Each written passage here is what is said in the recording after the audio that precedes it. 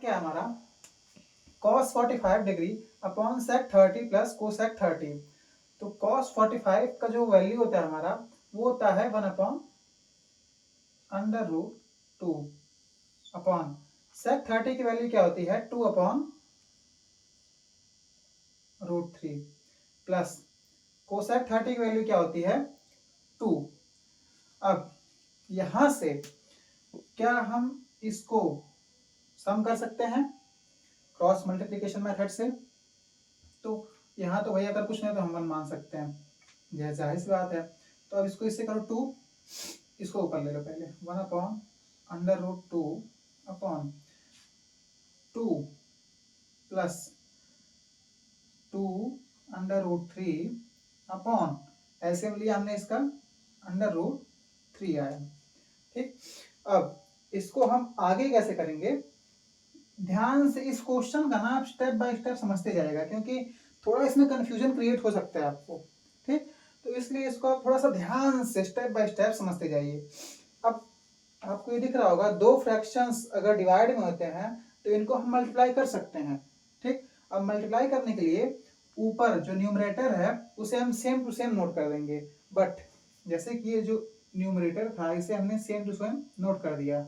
अब मल्टीप्लाई करने के लिए हम क्या करेंगे, डिनोमिनेटर को ले जाके इसको रेसिप्रोकल कर देंगे, पलट देंगे। तो जो नीचे का रूट 3 था वो ऊपर चला गया और ऊपर का 2 प्लस 2 रूट 2 नीचे आ गया, 2 प्लस 2 अंडर रूट 3। ठीक, अब इसको हम मल्टीप्लाई कर सकते हैं अंडर रूट 3। अब इसको तो आप मल्टीप्लाई कर ही सकते हैं, सामने सामने से मल्टीप्लाई होता है।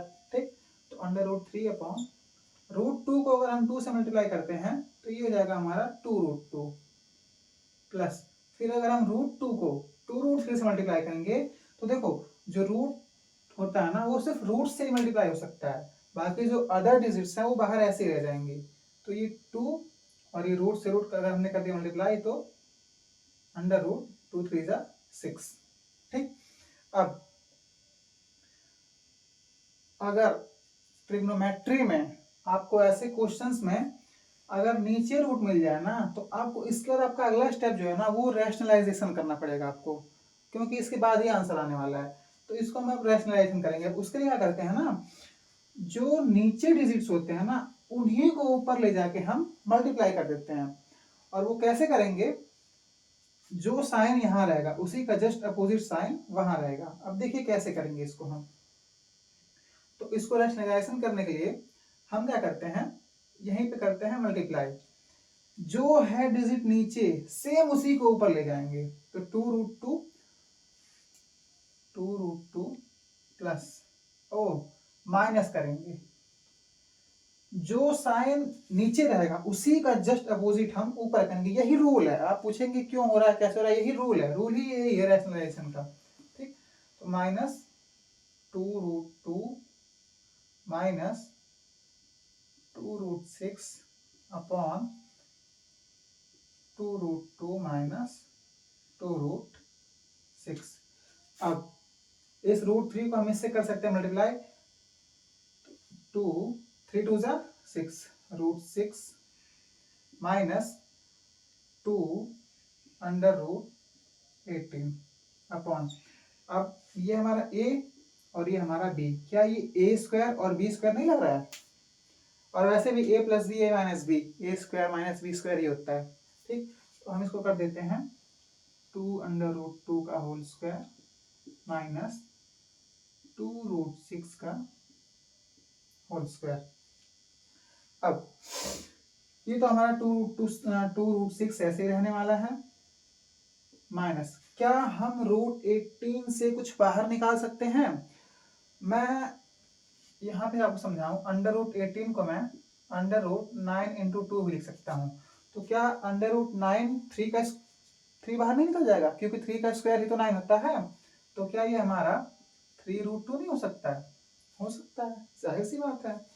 तो यहाँ से हमने निकाल लिया बाहर, तो ये हमारा, अब यहाँ 2 पहले से ही है और हमने 3 को ही बाहर निकाल लिया। चलिए आपको स्टेप बाय स्टेप निकाल ले रहा हूँ।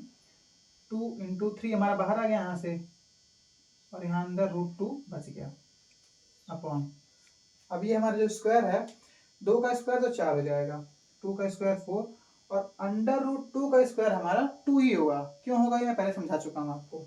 तो इंटू 2 माइनस 2, ये हमारा ऐसे ही रहने वाला है, इंटू अंडर रूट 6 का स्क्वायर हमारा 6 ही आ जाने वाला है। ठीक, अब अपना नेक्स्ट स्टेप क्या है, इसको आप स्टेप बाय स्टेप समझते जाइएगा। अब यहाँ से हमारा 2 रूट 6 तो ऐसे ही रहने वाला है, 2 अंडर रूट 6 माइनस 2 3 जा 6 अंडर रूट 2 अपॉन 4 2 जा 8 माइनस 6 4 जा, ये हमारा 4 रहेगा ना, 2 का स्क्वायर 4 होता है, 6 4 जा 24। अब आप मुझे एक बात बता दीजिए, यहाँ 2 है और यहाँ 6 है, क्या हम इन दोनों में से 2 कॉमन नहीं ले सकते हैं? ले सकते हैं। कॉमन कैसे लेते हैं आपको समझा दो। अगर देखिए, अगर 2 डिजिट्स में से हमें कॉमन लेना है तो हमें सबसे छोटी ऐसी कोई डिजिट ढूंढनी पड़ेगी जो दोनों में मौजूद हो। अब जैसे 2 यहाँ पे है, तो अगर मैं 2 को बाहर ले तो यहाँ 1 बच जाएगा, और अगर मैं 2 से ही इसको काटना चाहूँ तो 2 से ही कट जाएगा आराम से, और हमारा 3 बच जाएगा। ठीक, तो यहाँ से हम 2 कॉमन लेते हैं, 2 यहाँ बच जाएगा अंडर रूट 6 माइनस यहाँ बच जाएगा हमारा 3 अंडर रूट 2 अपॉन 8 माइनस 24, तो यहाँ हमारा क्या बचेगा, माइनस का 16, ये हमारा होगा। अब हम इस 2 से 16 को काट सकते हैं, क्यों, क्योंकि ये बाहर आ चुका है। ठीक, यहाँ हमारा बच जाएगा माइनस का 8। अब तो यहाँ हमारा under root 6 minus 3 root 2 upon minus 8। अब हमें एक स्टेप और आगे बढ़ना पड़ेगा। हम यहाँ से माइनस, इस माइनस को हटाने के लिए यहाँ के माइनस को हम कॉमन लेंगे। कॉमन इसलिए लेंगे, अब एक और चीज आप नोटिस कर लीजिएगा, अगर हम कहीं से माइनस का साइन कॉमन लेते हैं ना, तो उन डिजिट्स में जो डिजिट माइनस में रहेगी वो प्लस हो जाएगी, और जो प्लस रहेगी वो माइनस हो जाएगी। तो यहाँ से अगर मैं माइनस कॉमन ले लूँ तो हमारा जो 3 माइनस 3 रूट 2 था, तो वो हमारा बाहर आके प्लस में बन जाएगा। तो ये हमारा 3 अंडर रूट 2 ये हमारा प्लस में बन गया, और जो अंडर रूट 6 प्लस में था वो यहाँ आके माइनस में बन जाएगा, अंडर रूट 6 अपॉन ये हमारा माइनस 8। अब माइनस से माइनस खत्म, हमारा आंसर जो है वो आ चुका है, 3 root 2 minus root 6 upon 8। This is the answer. अब आते हैं अपने